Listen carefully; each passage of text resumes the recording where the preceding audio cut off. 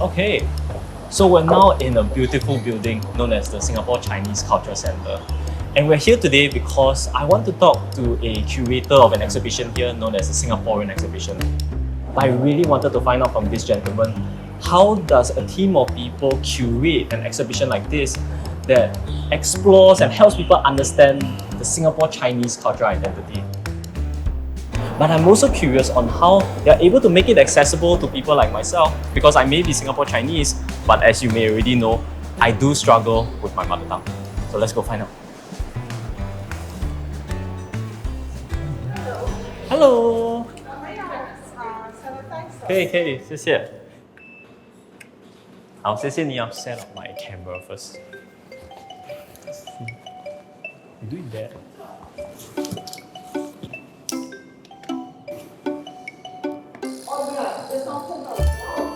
Hello. Sorry.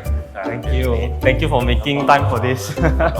Okay, I just need you to stick this. It's at your sternum over here. Okay. Let's go to the first one.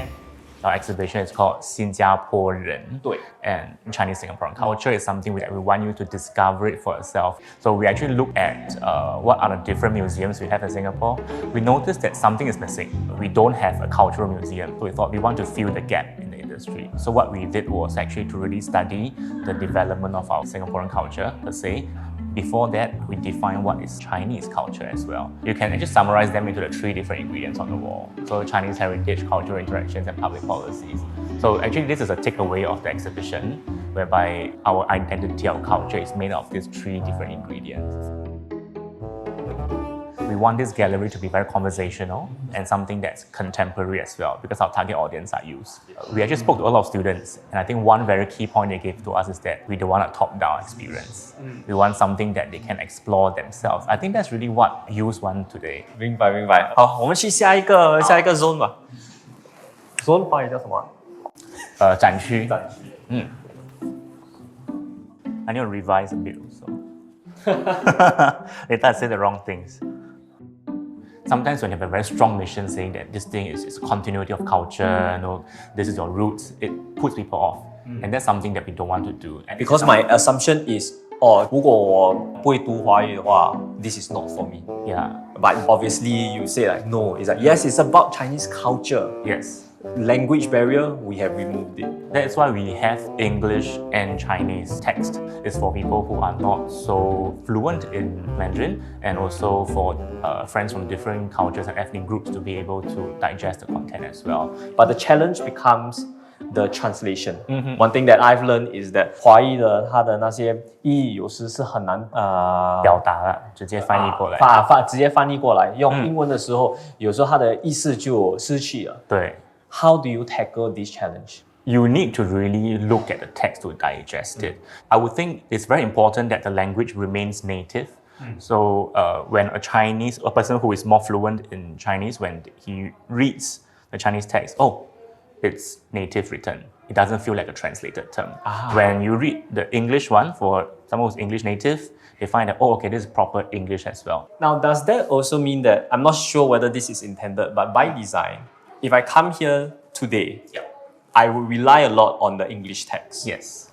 And if I come here, let's say a year from now, where I'm confident my Chinese fluency will be better, I would have a deeper experience because now there are new words that are unlocked. Correct. So does that add value in some ways of revisiting an exhibition? Definitely. And I think you are right to say that when you come in to read the English text, that's one experience. When you come in again to read the Chinese text, when you have a better understanding of the language, it enhances your understanding experience as well. Clearly because there are more descriptive words in the Chinese one. So I would think that it's more elegant. For example, 踏青郊游. 踏青 is during spring, you go out to the outdoors to have fun with families. But in English, you can bring out 踏青that nicely. 踏青 is very visual, 踏 is step on, 青 is the green. You need to use a lot more words, but then you'll get very wordy. Yeah. And even then, you may not have that same, I get it. It is the term and then the way of expression. Correct. Chinese can be very visual and poetic, I would say, if you really understand the terms. 所以华文就是一个，应该说它的内容很丰富啦。你有一定的背景跟基础之后，你会发现不一样的世界。Cool. Let's move on to the other one because that's where I think your Zone 3 talks a lot more about bilingualism and all that. Yeah, you can look at PM's Magic Cup. 保障我们的家人和新加坡的安全。I decided to speak to you directly today. So I really wanted to ask you about this bilingualism aspect. Your exhibition is about Singapore Chinese culture. Okay. But you seem to have a uniquely Singaporean problem, where Singapore Chinese not very good at Mandarin Chinese. Do you think that we as the audience may lose some things when we take this for granted? Because some people will say that 他们懂我们不懂华语吗？你们的翻译就好吗？为什么我需要学华文呢？ Is there any cons or problems to this in the long run? Ultimately, at the end of the day, my job as a curator is to bring across the content, not so much for you to improve your language. And if I want to use exhibition to encourage you to learn Chinese, then it is likely that you wouldn't like the exhibition. Yeah, that is really the reality. We hope that to go into culture, you would eventually find interest in the language. There is this term called 文以载道. So it can be understood as language or literature is actually to carry or bring across values. And that is why the language component is very essential to bringing across culture.